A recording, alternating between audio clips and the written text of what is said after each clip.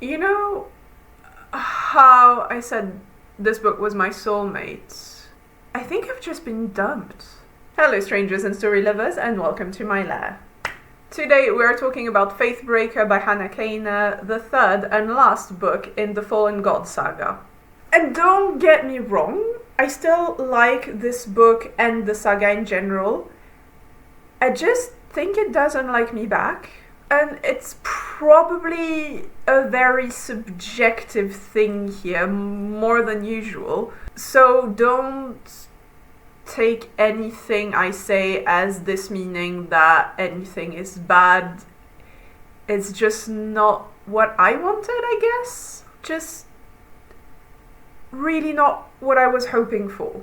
And I've been thinking about it a lot, as in just trying to figure out if this is 100% subjective thing, and if it's just due to me having wanted something else to happen, or if there's something a bit different that makes it so there is something that could have been improved and there is like a legit reason for me to feel just a little bit disappointed. And I think mostly it is subjective due to me having wanted something else. But I think I also have some more cool-headed comments to make, so this could still be kind of interesting, I guess. I don't think anything is wrong in the book, but I don't think I'm 100% wrong either, if that makes sense. All in all, it is very subjective, but at the end of the day, this book dumped me and I'm bitter. And I'm gonna try my best to keep this relatively short because I'm heartbroken and I need to move on. I can't dwell on the past. As per the now usual, I will start with a spoiler-free section where I will just share my general thoughts without any spoilers, and then we will get into the spoiler zone, where I will spoil everything. But fear not, I will let you know when to jump off so you can avoid any spoiler. Let's get this started. Let's start with a quick recap of book 1 and 2, which I really enjoyed, if you remember. Kissen, our main character and a god killer, is on a journey to help Inara, a young noble whose house has just been burned down and is trying to get some help to separate her from a little god who has attached itself to her as his shrine. Skedi said, the god of white lies. And on their way they meet Elagast, a former knight turned baker who is on a quest to save Arren, his best friend, and also the king of Midrid. Book 1 ends with Kissen battling a god of fire called Seth, while Elo learns that his best friend Arren betrayed him and tried to sacrifice him to the god of fire Seth to become a god himself. In book 2, Elo tries to fight Arren, while Inara learns that she is a demigod. Meanwhile, Kissen learns that Seth is sadly still alive and that the rebellion that is going up against King Arren needs to stop, and they all need to kiss and make up to ally themselves against Seth and the Talisian army that worships her and are trying to come in Midrin and destroy all the gods and just install Seth as the only god and only ruler. Also, we learn that Lessa, who is Inara's mum, and we assumed from book 1 that she was dead, is actually alive. And she was leading the rebellion against King Arren. And I was just so hyped at the end of book 2 when I learned that everyone, despite the tensions, would have to work together and just take down Seth and her armies, and just like, despite all of the hatred and the betrayals, would have to just like learn to work together. That is awesome. I love that. Elo and Arren specifically, I was really hyped for that. After the betrayal, I just wanted them to start having to work together, you know, because obviously I'm a slave for friends to enemies, and so if you tease me, friends to enemies to friends, or friends to enemies to lovers, I will lose my shit. Of course I will be there asking for more. All clear? Perfect. Then let's see what book 3 has in store for us. War has come. The fire god Seth is leading an unstoppable army south. consuming everything in her path. Midrin's only hope of survival is to unify allies and old foes against a common enemy. Elo navigates an uneasy alliance with Arren, his friend, his enemy, and his king. Now, they each must decide how much they're willing to sacrifice to turn the tides of war. Meanwhile, Inara joins her mother on their ship, the Silver Swift, to seek aid. Still grappling with her powers, Inara must reconcile who she is and where she belongs, while Skedi has to question if their bond will be enough to keep them safe. Kissen has no allegiance to the old ways of Midrin, but as she tries to find her family, she is forced to question what and whose future she is fighting for. So yeah, in this book, Elo and Arren are trying to fight the Talisian armies, while Kissen, Inara, and Skedi leave with Lessa to try and get help from the kingdoms of Irisia and Restish. So let's start with the positives. First of all, the characters and their dynamics. I still think it's one of the saga's biggest strengths, as far as I'm concerned.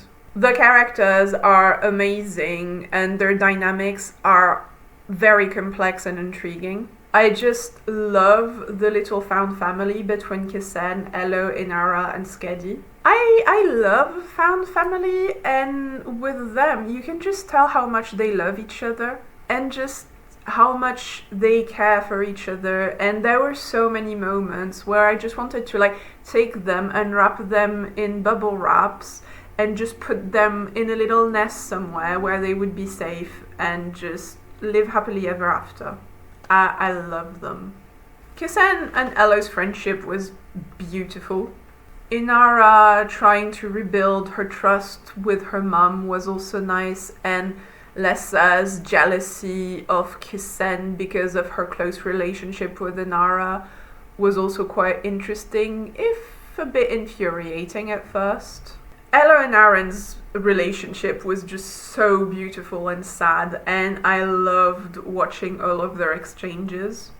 Just Arren trying to become better for Elo, while Elo just couldn't forgive him and just rightfully called him out for everything he'd done to him, and just what he'd done wrong in general, to be honest. Their scenes were honestly some of my favorite parts of the book. Second thing I really liked was the pace. I felt like the pace and the flow of the story were just flawless. Honestly, I think it was my favorite out of the 3 books. I was never bored. There was never a scene where I was thinking, ugh, that again? Which can always be, a risk when you have multiple POV characters. Like, you're gonna like one more, so the other ones are going to feel a bit less interesting. Which, was the case for me. Like, obviously, Elo is my favorite character, so I was always the happiest when I was hanging out with him. But I was never sad to find either Kissen or Inara or Skedi, because their story were always very interesting, all of them, and the pace was just nice enough that I never missed the others. The story just knew when to switch, basically.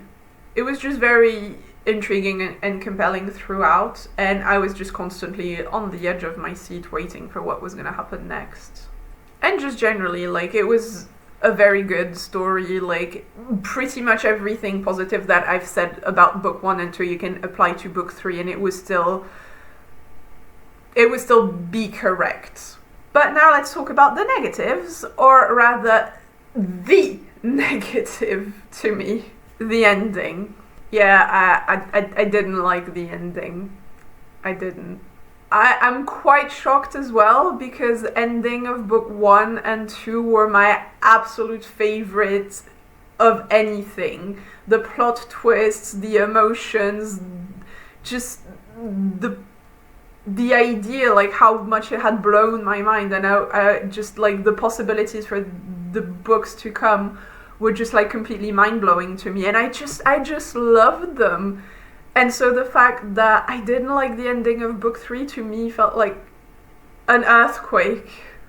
But yeah, here we are.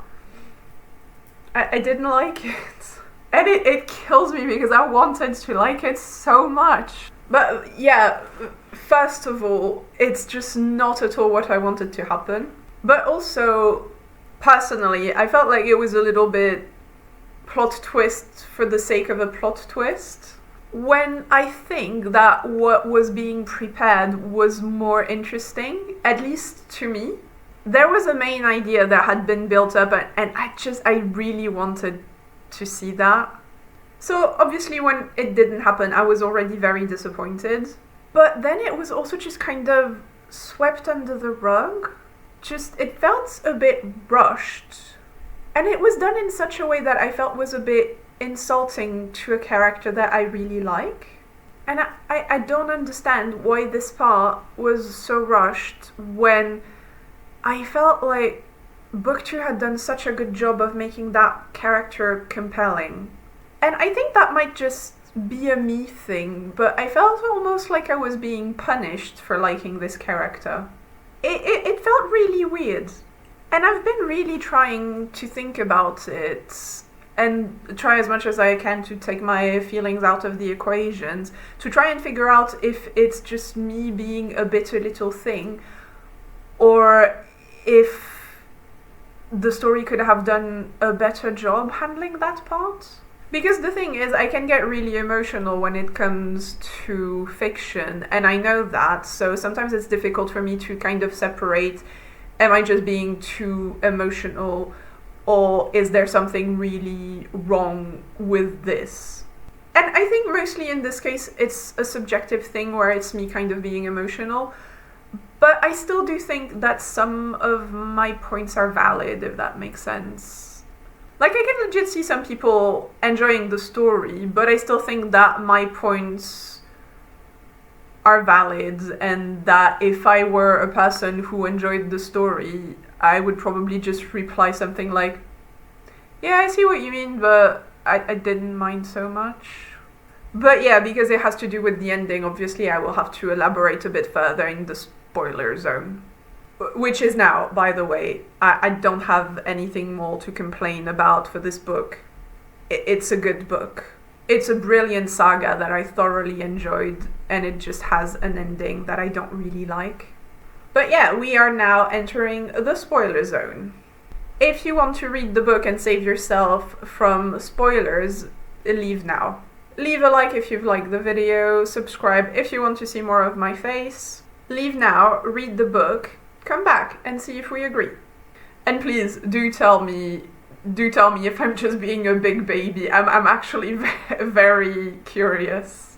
And now I'm considering all the non-spoiler people gone, so let's spoil.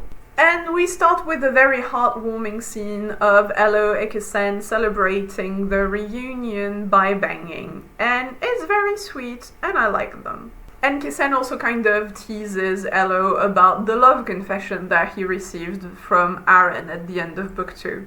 Which actually made me feel very, very dumb. Because I hadn't realized when he had said it that it was like 100% romantic.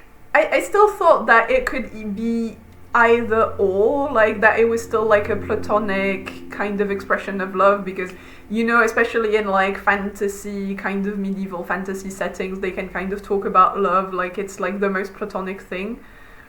So for me it was just like it wasn't a full-on romantic love confession. It could still have been something else. I was kind of hoping it would be romantic, and it could really well be read either way as far as I was concerned, but in this book, like said 3 seconds in, they're like, no, it was romantic. And I was like, okay, yeah, I still thought we were kind of building up to that, but no, it was revealed. So yeah, I felt dumb. Arren had the hots for Elo all along. He needs all the cold showers, no ambiguity left whatsoever. And you know, I'll take it. I ship them. He told you he loved you, pressed Kissen. Didn't he? He was manipulating me, said Elo, bending over to grab his trousers and giving Kissen a quite tasty view, while I tried to kill him. Sure, Elo, sure. Anyway, the main goal of the story is for Lessa to go to Eresia to try and gather more support in the war effort, while Arren and Elo hold the fort in Midran until they get more numbers. So Lessa, Kissen, Inara and Skedi leave shorter after that. But first some random tries to kill Lessa because she betrayed the king, blah blah blah blah blah. She fails, of course, because she is the worst thing alive, and then she gets put to jail. But Arren, because he is a little bit of an idiot, decides to free her the second Lessa leaves, because he wants her to write songs about how cool he is, so he can kind of develop his little cult thing that he has going on. Because he is just hoping to become a god and all that. So he frees the bitch, and she's just the worst thing ever, and I think her name is Mechme or something like that. And she gets big-headed, and she talks back to everyone, and she's just a general waste of space, and I'm getting heated. I feel my anger rising right now, and I'm starting to feel a little bit distressed, so I just need to keep this short. On Arren and Elo's side, we get some really neat strategies and some cool battle scenes. There is an amazing scene where Elo is on the battlefront, and despite valiant, noble, very clever effort on his part, everything seems lost and very dark, but then Arren comes in and saves the day, and specifically him. And it's really cool. It's a gorgeous scene. I was really into it. And they have a very cool strategy where they try to basically break faith in Seth by making her worshippers abandon worship of her because they think that she betrayed them. Basically what Elo and Arren end up doing is that they have explosive under a bridge, and so when Seth worshippers summon her and she just unleashes fire on the bridge, it explodes with her worshippers on the bridge. So it makes it look like she is the one who attacked them and breaks a little bit of their faith in her. So that, in response, kind of lower her power. And it's great. I really love that part of the plot. I absolutely adored that. This kind of battle of faith and love when they try to kind of hinder the love of Seth worshippers towards her, as they're also trying to build the love of the people to Arren, to just kind of balance the strength between them a little bit and give them a fighting chance. Great stuff. And we also start getting kind of the idea that Arren is slowly coming to his plan little by little of actually becoming a god. He starts by having what they call, I think, god vision, which is basically him being able to see the colors of people's emotions, which is something that Inara and Skedi have since book 1, that they can just see, I guess, kind of a halo around people depending on how they feel. And Arren starts having that as well, which is obviously a sign that he is becoming a god. His plan is working. And he also starts having like little bumps on his head, which are clearly antlers trying to come out because he's using the image of a stag as his, I don't know, god appearance. So it's so cool. He's actually managing to build himself as a god, and I was so into it. It's just so compelling. I was mind blown. I loved every second of it, and I just wanted to see where it was going. Also, Elo and Arren have a very sad and very beautiful scene together where they finally are going to get some action. And Arren just had me giggling because just as they're about to bang, someone just knocks on the door, and I was just like, ugh. And Arren was like, no. And I laughed. The door rattled with a knock, and Elo froze, but Arren used the opportunity to push him down into the chaise. "Leave us," he said, his voice deep and commanding as he finished Elo's job and tore off his own shirt, showing everything. And I laughed. No wall is going to get between Arren and finally getting some. On Kissen's side, we see that there is an attraction between her and Lessa, but Lessa is also a petty woman who is very jealous of Kissen's relationship with Inara. So she's a little bit bitchy at first, but little by little, as Kissen helps her mend her broken relationship with Inara, she gets a little bit less bitchy. And her and Kissen end up developing a bond that I thought was pretty neat and interesting. They get to Erisia and they talk to some politicians, but unfortunately it seems like some of them already have businesses with Talicia.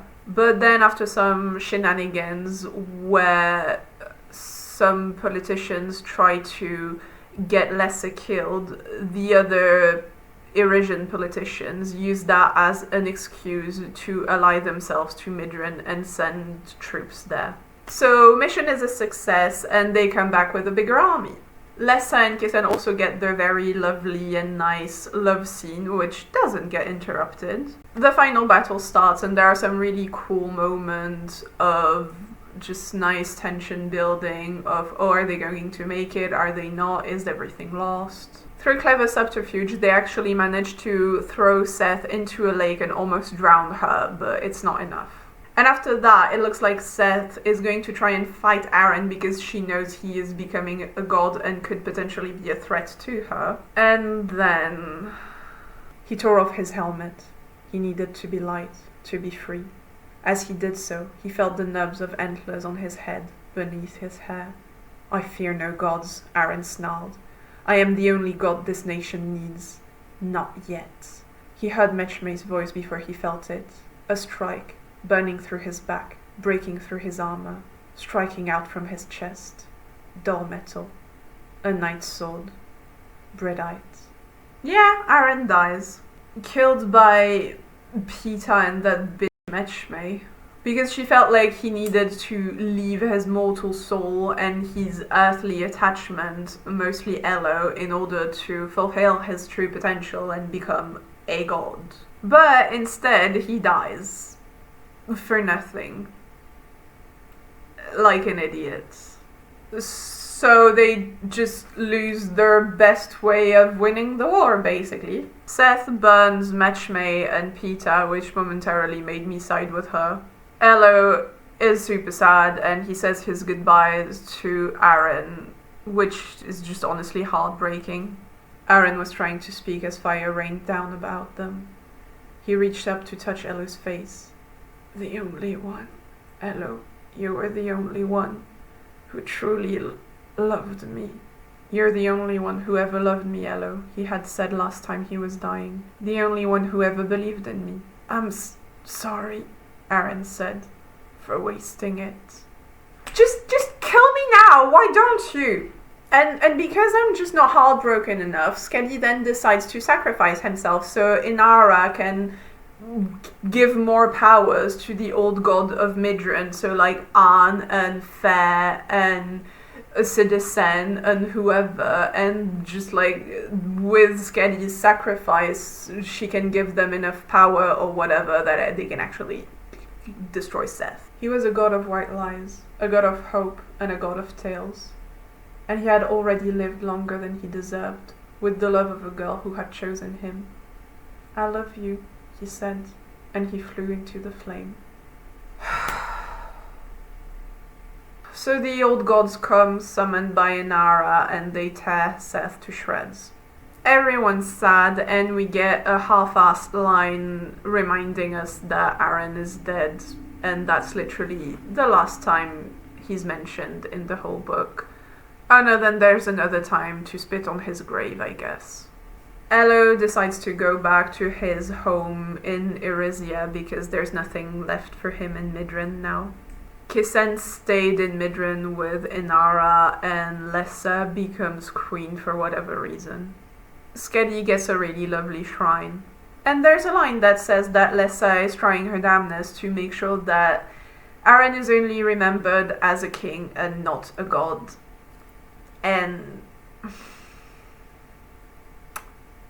that stings. There were still some who worshipped Arren the Sunbringer, Fireheart, but Lessa was determined he be remembered only as a king. Sacker of Leskia and Blenraden, burner of his people, not the winner of their war, for he had not won it. That's what I mean, honestly.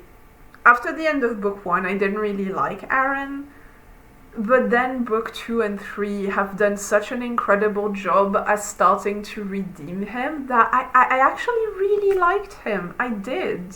So the fact that he not only dies, but he dies for nothing, like an idiot, having accomplished nothing, And then his death is just so skimmed through. It felt like such a punch in the gut. Like, these books have gone above and beyond to tell us just how unloved he always was as a child. Like, his mother didn't care about him, his brothers and sister never cared about him, nobody did except Elo. And even in death, he's being so disrespected. Like, what is this? Why are you trying to punch me in the face? I was enjoying you. Book. That just sucks, because Elo and Arren's story was always what I was the most interested in. It's friends to enemies, of course this is what I want to read. And Arren becoming a god and trying to be a better person was just so fascinating to me. So the fact that his whole story and his whole arc is basically a distraction or even a red herring for just a final plot twist, that just really hurt. Yeah, it was not for me. I really did not like it. And between that, the fact that he just dies accomplishing absolutely nothing, and then the fact that Lessa insists that people don't remember him as a god, but as a kin, it just felt so insulting.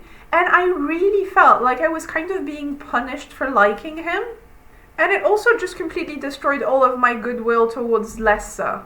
I had actually come to like her up until that point, but that just makes her look so petty. So yeah, that just made me like her much less. So yeah, just no. Like I said, still very loved the book. It was just very emotional. I laughed, I squealed, I had hopes. I still really love the saga in general, but that ending does leave a very bitter taste in my mouth. I don't think the plot twist came completely out of nowhere. It was a little bit prepared, although yeah, it's just not But I also felt like it was just very much less interesting than the original plan that was being developed, and it just ended up killing one of my favorite characters for nothing and with very little respect. So of course it's hard for me to enjoy it. And of course I'm gutted that Skedi died too, because I love Skedi. But his death I was actually relatively okay with, because at least it came with more respect. And he accomplished something. He sacrificed himself and he saved the whole country for it. So while it made me sad, it didn't really make me angry or bitter. And he gets a shrine after that as well, so he's just being loved and worshipped.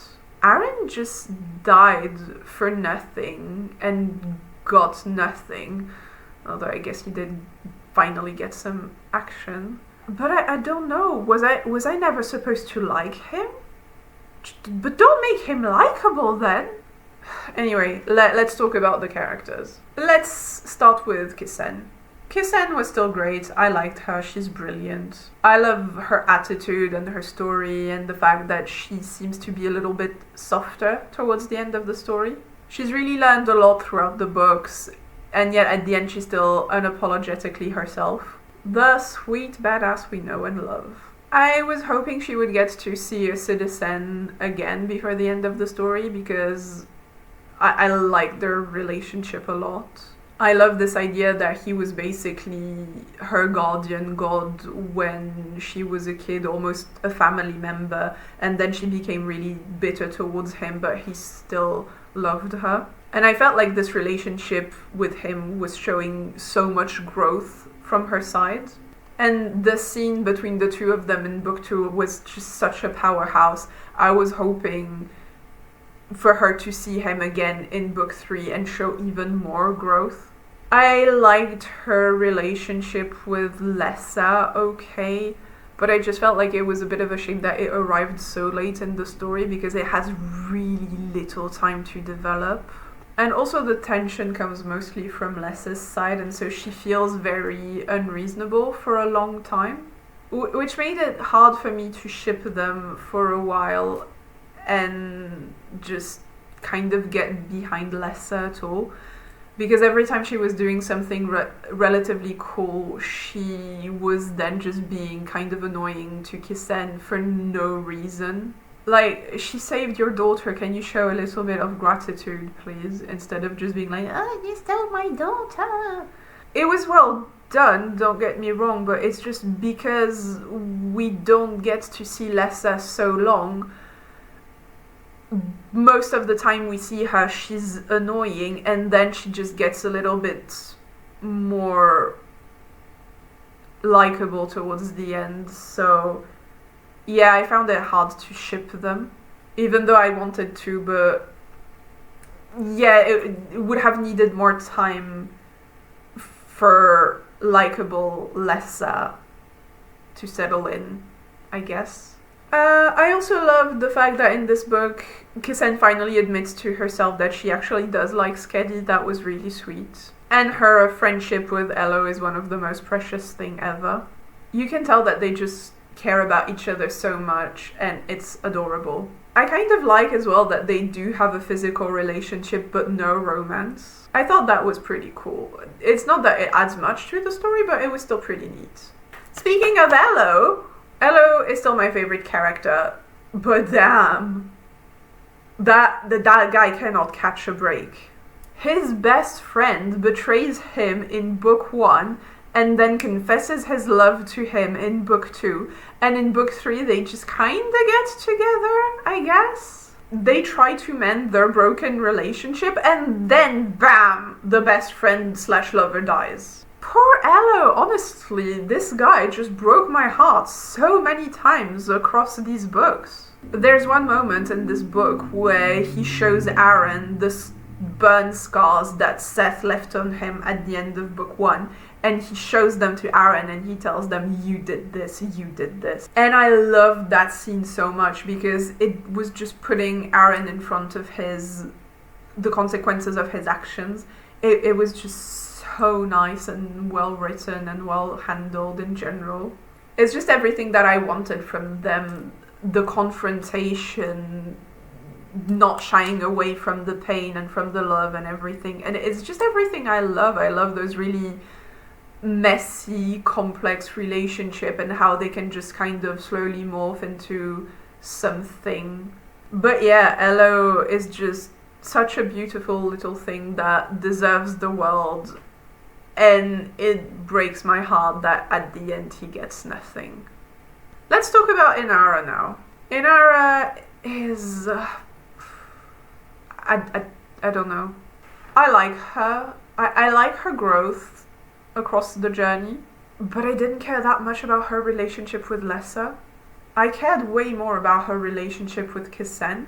I don't know, it just felt like Lessa was a little bit entitled when it came to her. But of course, the core relationship when it comes to Inara is Skedi. And the journey they took from book 1 where they wanted to get separated to the moment in book 1 where he tries to take control over her body. And she then takes forever to forgive him and try and rebuild the trust between them. To her having to sacrifice him at the end to defeat Seth.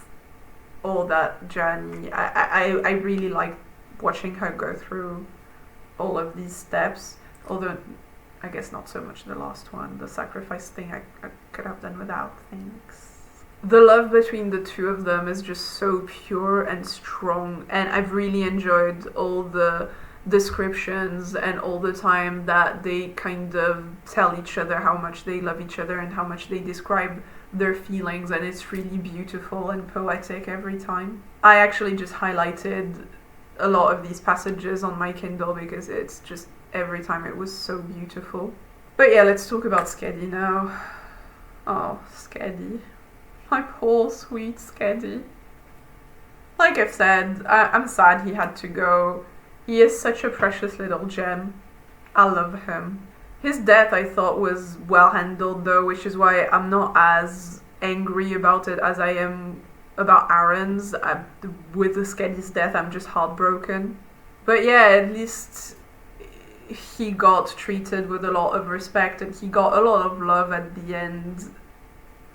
Yeah, it's just small comfort. Let's talk about my biggest problem now. Oh, Arren. Arren. I think I've said everything I had to say when it comes to him. I'm just shattered. I don't understand the decision of killing him like that. Just what a useless death.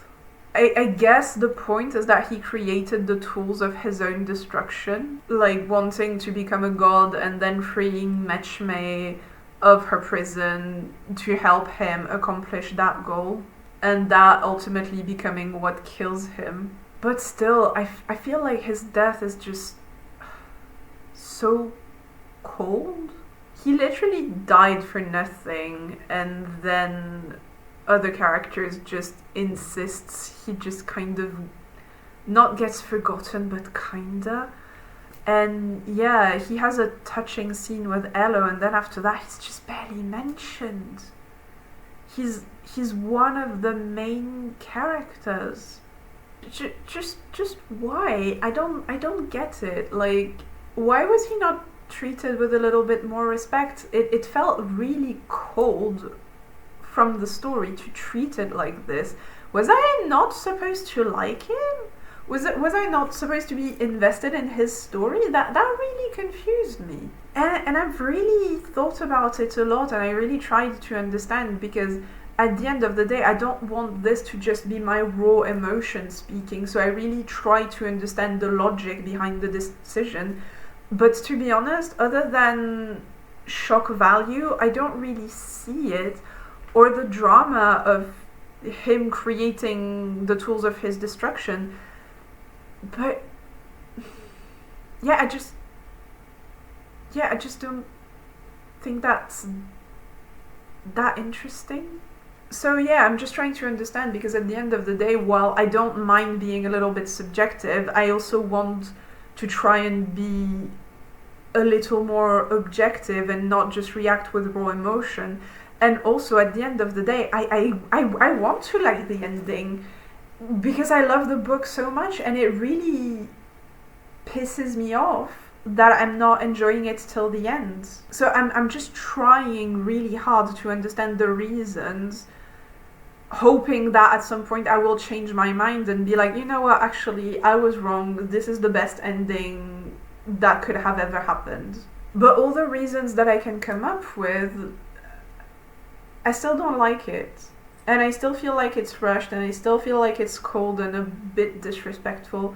And I also just think that the original plan of having him become a god was a bit more interesting. So yeah, if by any chance you liked the ending and how the book finished Arren's story, just can you please let me know in the comments, because I'm desperately trying to like it as well. So please change my mind. Anyway, let's talk about Lessa now. I'm very conflicted about Lessa.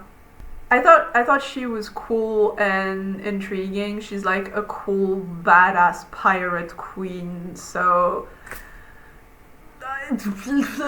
I'm legally obliged to like her, and I want to like her. Yeah, pirate, because at some point it's revealed that she was a pirate at some point of her life. So yeah, on paper she's absolutely amazing, and I should love her to the moon and back. In reality, I liked her-ish, but I also find her very annoying with her jealousy of Kissen over Inara.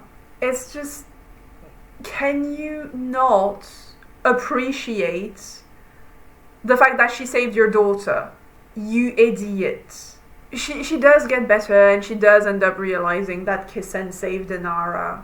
So it was interesting to see her evolve and realize, and her relationship with Kissen had some fun moments. But in hindsight, I feel like I was, I guess, meant to like her a bit too much, a bit too quickly.